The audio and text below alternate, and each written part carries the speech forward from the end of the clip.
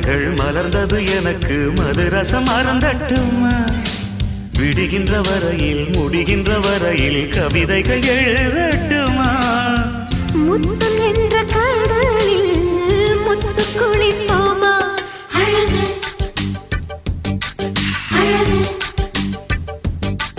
ஓ நீ நடந்தால் நடையழகு அழகு நெருங்கி வரும் இடையழகு அழகு வேலெறியும் விழியழகு அழகு பால்வடியும்